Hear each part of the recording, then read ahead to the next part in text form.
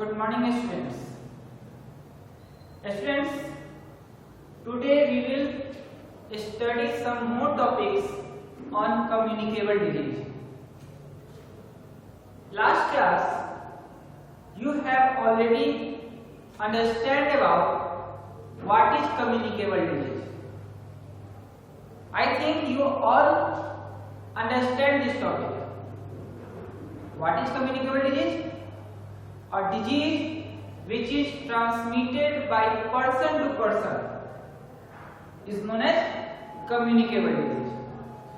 So students, today we will study the next topic of this topic. Communicable disease is medium through which communicable disease is spread. Means what are the mediums, what are the methods through which this communicable disease can spread. Okay, so today's topic is medium of transmission of communicable disease.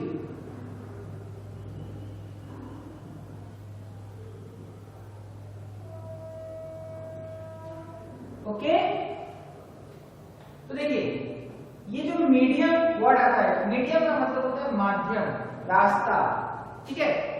तो what are the mediums through which this communicable disease can spread?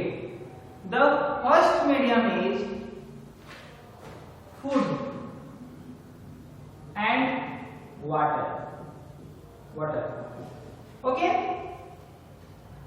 how food and water can spread communicable disease.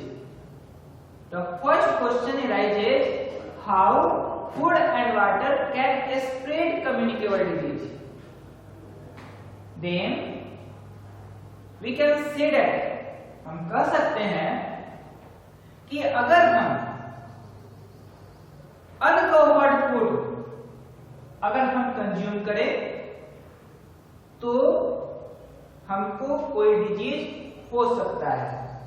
तो बात आता है uncovered food. तो आप last class में contaminated word सुने थे और इस कंटामिनेटेड के बारे में हम लोग डिस्कस क्या किए थे कि स्पॉइल्ड फूड जो होते हैं उसी को हम लोग क्या कहते हैं? कंटामिनेटेड, मतलब पॉल्यूटेड। ओके, जब हम कंटामिनेटेड फूड और वाटर को कंज्यूम करेंगे, मतलब फूड और वाटर कैसे पॉल्यूट होंगे? तो जब फूड को आप खुले में छोड़ दीजिएगा, उसको ढकिएगा नहीं, तो उसमें कई जर्म्स आके बैठ जाते हैं और फिर उस फूड को या वाटर को स्पॉइल करते हैं। जैसे अगर मान लीजिए कोई माइक्रो ऑर्गेनिज्म जिसको आप नहीं देख रहे हैं वो आके आपके फूड पे बैठ जाएगा, तो क्या होगा? वो माइक्रो ऑर्गेनिज्म उस फूड को ईट करेगा और डिफिकेट करेगा। वर्ड क्या है? Eat and defecate. ईट का मतलब होता है, आप जानते हैं, खाना, खाना को खाना, और डिफिकेट मतलब एक्सक्रीशन, वेस्ट प्रोडक्ट को बाहर निकालेगा। जो भी वेस्ट प्रोडक्ट कोई होगा वो आपका टॉक्सिक होगा, जहरीला होगा, और जब आप उस फूड को आप खाइएगा जिसपे माइक्रो ऑर्गेनिज्म है तो वो क्या होगा? टॉक्सिक फूड बना होगा और आपके शरीर में जाने के बाद वो बैक्टीरिया भी आपके शरीर के ऑर्गन को खराब करेगा, अपने आप को रिप्रोड्यूस करेगा और आपको बीमार करेगा। सेम चीज वाटर के साथ भी है। कोई भी माइक्रो ऑर्गेनिज्म वाटर के साथ भी आपके शरीर में जा सकते हैं और हमारे शरीर के अंदर जाके वो अपने आप को डेवलप कर सकते हैं, जिसके कारण आपके शरीर के ऑर्गन्स, टिश्यूज, सेल ये सारे खराब हो सकते हैं और फिर हम बीमार पड़ जाएंगे। तो फूड और वाटर ये पहला माध्यम होता है बीमार कम्युनिकेबल डिजीज को फैलाने का। तो फूड और वाटर से कैसे होते हैं, तो देखिए बैक्टीरिया का बात की हम लोग, कभी कभी हाउस फ्लाइज, कॉकरोच ये सब को भी खाना पे चलते हुए देखिएगा। ये सब भी बहुत बड़ा एजेंट है किसी भी माइक्रो ऑर्गेनिज्म को एक जगह से दूसरी जगह पहुंचाने का। और जब हमारा वो माइक्रो ऑर्गेनिज्म किसी भी तरह पहुंचता है, चाहे वो रैट से आए, कॉकरोच से आए, हाउस फ्लाई से आए, तो आपका फूड और वाटर स्पॉइल होगा और फिर वो कम्युनिकेबल डिजीज को क्रिएट करेगा।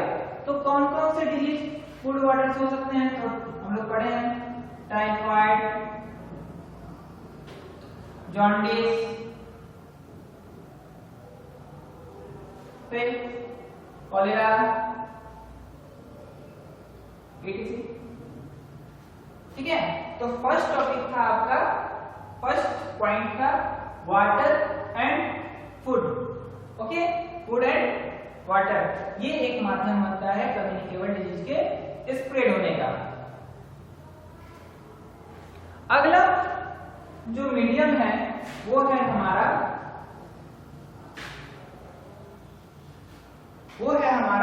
एयर।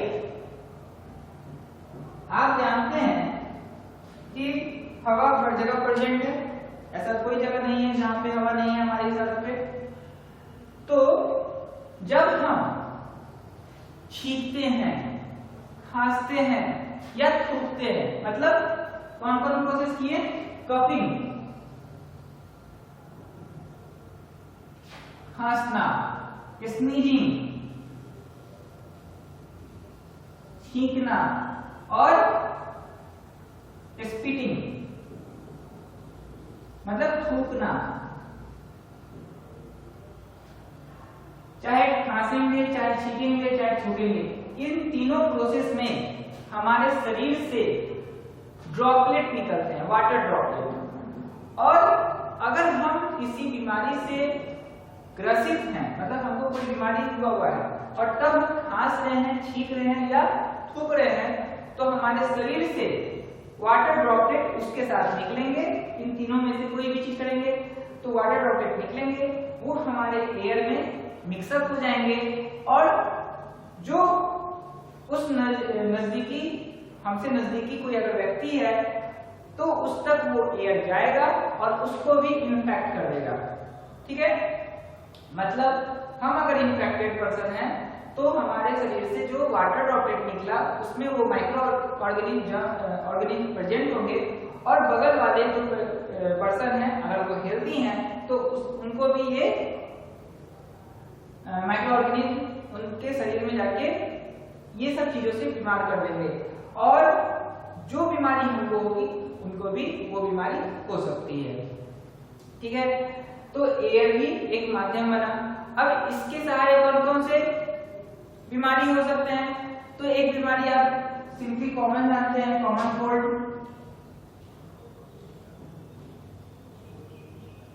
इन्फ्लुएंजा, डिप्थीरिया,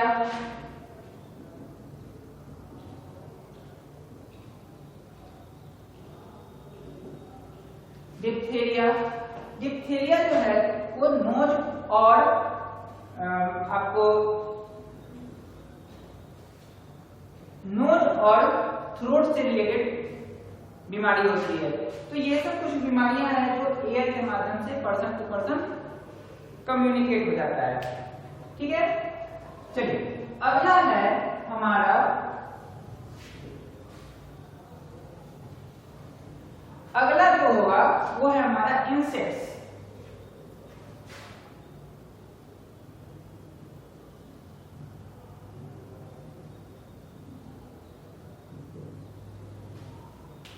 आप देखिए क्या फूड और वाटर में कि अगर रैट, कॉकरोच ये सब अगर फूड पे चढ़ जाते हैं तो फूड खराब हो जाते हैं, हाउस फ्लाई अगर आए तो फूड खराब होगा। उसी ढंग से इंसेक्ट्स अगर आपको काट ले, ठीक है, अगर काट ले, जैसे कौन सा इंसेक्ट, मान लीजिए मॉस्किटो, फ्ली या बग, ये कॉमन इंसेक्ट्स हैं जो जनरली ह्यूमन के बॉडी पे बैठते हैं।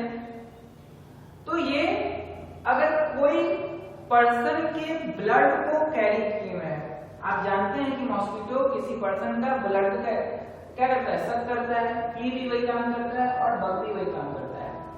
अगर मॉस्किटो किसी भी इन्फेक्टेड पर्सन का ब्लड को सक किया और फिर उसके पास से हेल्दी पर्सन के पास आ गया या दूसरे पर्सन के पास आ गया, और जब उसके अंदर वो अपने डंक को गराता है, ठीक है, बाइट करता है, तो वो क्या हो जाएगा, इस मॉस्किटो ने जो पहले वाले पर्सन से जो ब्लड लिया है उस ब्लड में जर्म्स भी होंगे जो उस व्यक्ति को बीमार किए हुए हैं। वो जर्म्स अब दूसरे व्यक्ति को उस मॉस्किटो के माध्यम से मिल जाएगा और वो व्यक्ति भी क्या हो जाएगा, डिजीज कॉज हो जाएगा, मतलब उसको भी बीमारी पकड़ लेगी। तो मॉस्किटो, फ्ली, बग ये सब कॉमन इंसेक्ट्स हैं जो एक पर्सन से दूसरे पर्सन में डिजीज को पहुंचाने का माध्यम बन जाते हैं, मीडियम बन जाते हैं, ठीक है। तो जैसे मॉस्किटो, आप सुने होंगे मलेरिया, मलेरिया ये एक बीमारी है जो मॉस्किटो के द्वारा होता है, मॉस्किटो के काटने से होता है।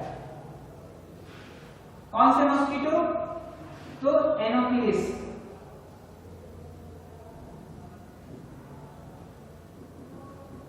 एनोफिलिस मॉस्किटो जो होते हैं वो मलेरिया को कॉज करते हैं। डेंगू,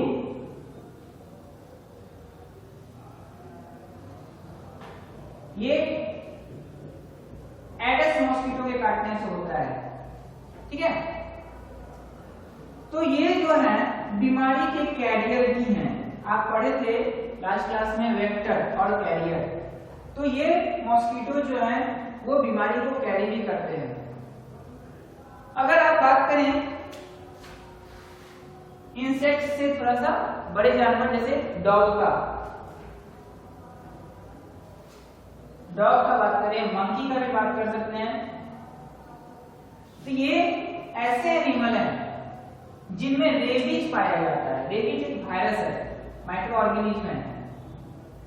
रेबीज एक वायरस है जो एक माइक्रो ऑर्गेनिज्म है और इनके काटने से वो पर्सन इस वायरस से बीमार पड़ जाता है। और ये ऐसा बीमारी है कि अगर सही टाइम पे इलाज नहीं किया गया तो वो व्यक्ति मर भी सकता है।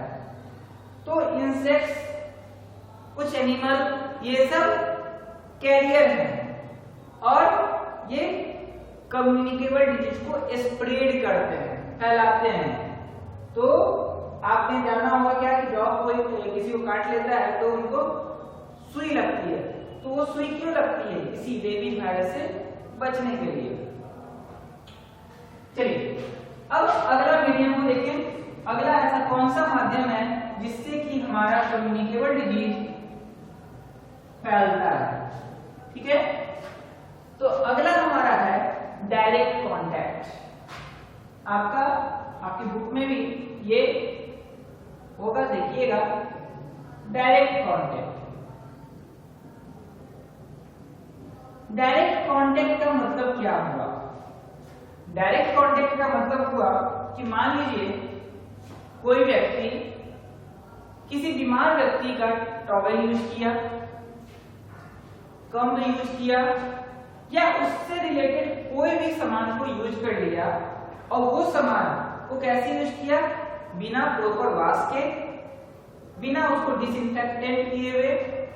तो ऐसे में क्या होगा कि उस व्यक्ति को भी वो बीमारी लग सकती है, ठीक है। दूसरा, अगर कोई व्यक्ति उस व्यक्ति को जो इन्फेक्टेड है उसका हाथ पकड़ ले तो भी क्या होगा, उसकी बीमारी को वो कैरी कर लेता है। कहने का मतलब कि आप किसी भी तरह उस व्यक्ति के कांटेक्ट में आते हैं, डायरेक्ट कांटेक्ट में आते हैं, चाहे छू के आए चाहे उसके द्वारा कोई सामान का उपयोग करें, मतलब वो जिस सामान को यूज कर रहा है उसी सामान को हम ही यूज करें, तो हम किस कांटेक्ट में आ जाएंगे, डायरेक्ट कांटेक्ट में आ जाएंगे और हमको कई तरह की बीमारी हो सकती है।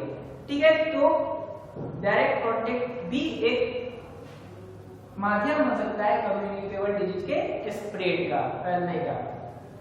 और लास्ट है आपका पुंड। पुंड का मतलब क्या होता है, घाव। देखिए हम लोग जानते क्या है कि कोई भी माइक्रो ऑर्गेनिज्म जब तक हमारे शरीर के अंदर नहीं जाएगा तब तक हमको इन्फेक्ट नहीं कर सकता है। ठीक है, और हमारे शरीर के अंदर जाने का माध्यम क्या क्या है, आप पढ़े हैं, पहला माउथ, दूसरा नोज, तीसरा आईज और चौथा भी आपको बताए थे पुंड, घाव। तो हम कोई चीज खाते हैं, सांस लेते हैं, तो वो माइक्रो ऑर्गेनिज्म हमारे शरीर में चल जाता है। और आइज से कैसे होगा, तो आइज जो है वो हमारे एयर के कांटेक्ट में है और एयर में अगर कोई जर्म्स वाटर ड्रॉपलेट के साथ होंगे तो वो सीधा हमारे आई को टच करेंगे और वो जर्म्स उस आई पे चिपक जाएगा, स्टिक हो जाएगा और फिर वो जर्म्स हमारे शरीर के अंदर आ जाएगा। ये जो चौथा कारण बनता है, चौथा माध्यम बनता है पुंड, घाव से, वो कैसे है, तो अगर कोई जगह कट गया है तो जो कटा हुआ पार्ट होता है वो सीधा हमारे इंटरनल ऑर्गन से कनेक्ट होता है।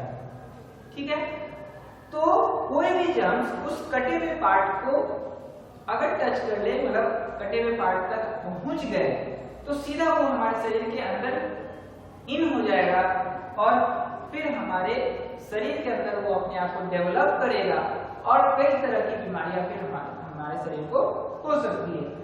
तो बेसिकली कई बीमारी हमको घाव से हो जाती है। जैसे सबसे बड़ा आप सुने होंगे टिटनस। टिटनस जो होता है आप कई बार सुने होंगे क्या, कि घर में ही कट गया, किसी लोहा से कट गया, ठीक है, लोहा या लोहा से बने हुए सामान से कट गया है, तो तुरंत कहा जाता है कि टिटनस का सुई लेने के लिए, टिटनस का सुई लेने के लिए। क्यों, ये वैक्सीन क्यों लेना है, इसलिए कि अगर ये वैक्सीन हमारे शरीर में नहीं पड़ा तो वो जर्म्स हमारे शरीर को इन्फेक्ट करेगा और घाव को बहुत बड़ा कर देगा और फिर वो घाव का अगर सही से इलाज आप नहीं करवाएं, टाइम पे इलाज नहीं करवाएं, तो वो डेथ तक को कॉज कर सकता है। ठीक है, तो घाव भी हमारा कम्युनिकेबल डिजीज को स्प्रेड करने का बहुत अच्छा माध्यम हो सकता है। और खासकर अगर एयर में कोई जर्म्स घूम रहे हैं और वो हमारे शरीर को आसानी से इन्फेक्ट कर सकते हैं, तो घाव के पास अगर वो जर्म्स पहुंच गए तो भी हमारे शरीर को और भी बीमारियां हो सकती है। तो कोई जरूरी नहीं है कि कोई भी जर्म्स माउथ, नोज, आईज यही इसी माध्यम से पहुंचे, वो हमारे पुंड के माध्यम से भी हमारे शरीर में इन कर सकती है। इसीलिए घाव को सही ढंग से ढक दिया जाता है जिससे कि घाव सही भी हो जाए और कोई जर्म्स उस पे अटैक ना करे। क्लियर? तो ये था आपका आज का topic, medium of transmission of communicable disease. तो हम लोग 5 मीडियम देखे। अब हम लोग बात करते हैं कि प्रिवेंटिव मेजर्स, कैसे इस मीडियम को हम रोकें।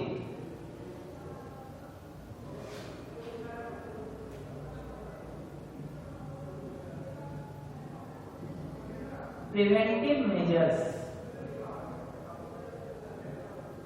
ठीक है। तो सबसे पहला माध्यम क्या है कि हम अनकवर्ड फूड को नहीं खाएं। Do not eat uncovered food. ठीक है, अनकवर्ड फूड रहेगा तो मेरा फूड स्पॉइल नहीं होगा और फिर हमको बीमारी नहीं मिलेगी। उसके बाद आप अपने इलाका में देखते होंगे क्या कि कहीं पानी जमा हो गया या जो ड्रेन्स है, नाली है, नाला है, उनको वो भी बहुत कहिए कि वो भी डिजीज को कॉज करने में बहुत योगदान देते हैं। मतलब आपके नाले खुले हुए होते हैं और उस पे कोई भी जर्म्स को स्प्रेड होने का बहुत अच्छा माध्यम मिल जाता है। तो यूज डिसइंफेक्टेंट।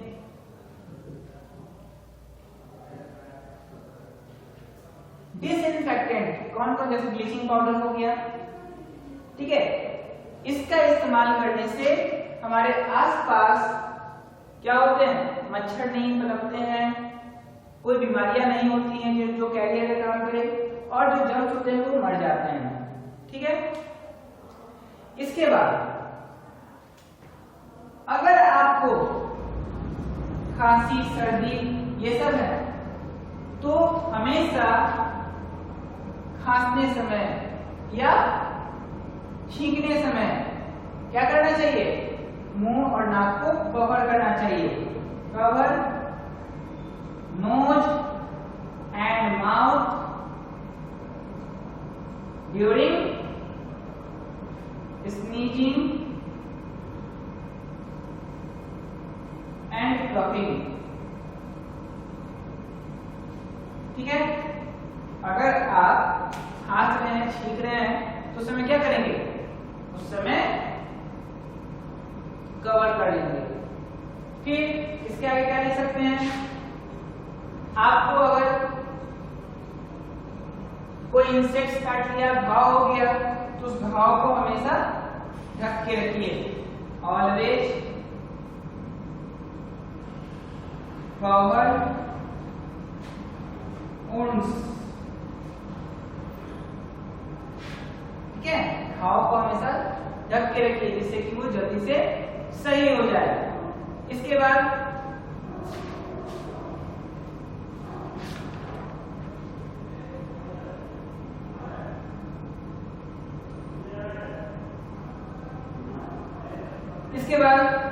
आप फिल्टर्ड वाटर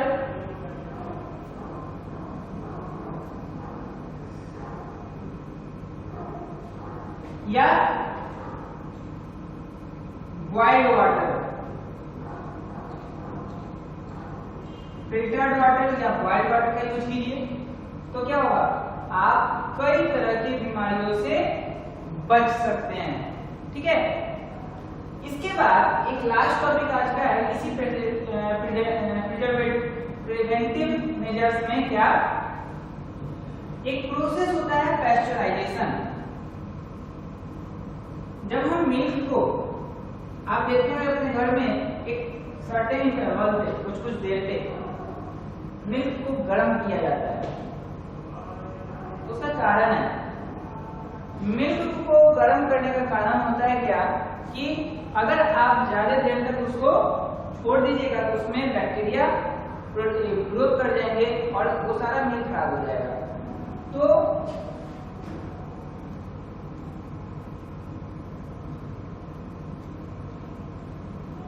पेस्चराइजेशन एक मेथड है जिसमें हम मिल्क को 70 डिग्री सेल्सियस पे क्या करते हैं, गर्म करते हैं और फिर उसको छोड़ देते हैं ठंडा होने के लिए।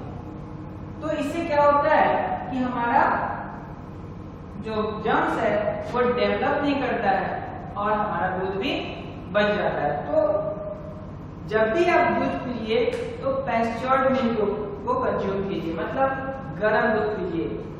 ठंडा दूध पीजिएगा तो उसमें क्या होगा, माइक्रो ऑर्गेनिज्म होंगे और वो दूध के साथ साथ आपके शरीर में भी कई तरह की बीमारियां को कॉज करेंगे। तो आज के लिए हमारा 2 टॉपिक रहा।